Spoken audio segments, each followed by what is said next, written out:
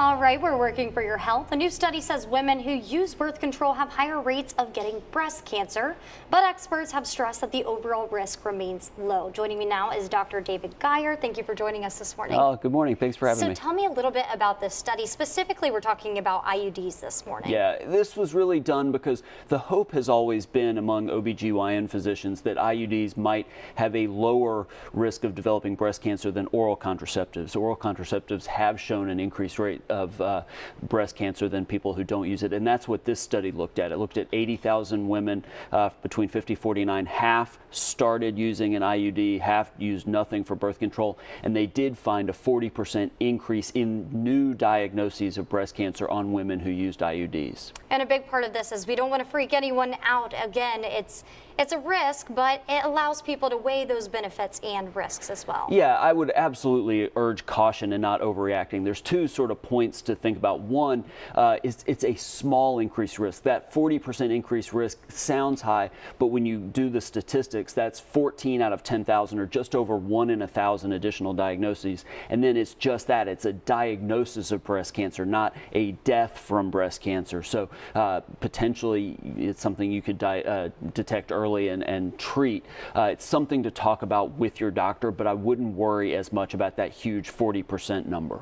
And then I also saw an American Cancer Society study that, these deaths with breast cancer are going down, but the people being detected, that number is still rising. Could these two studies play hand in hand at all? It could, and it's interesting. We talked about that a few months ago, that one study you're talking about the rates of breast cancer overall are going down, but actually the diagnoses in women under 50 is starting to inch up, and we do wonder how much of that is detection. And this study didn't really control for that. It's possible that women who get IUDs just go to the doctor more and are more likely to get mammograms and be tested. So we don't know that.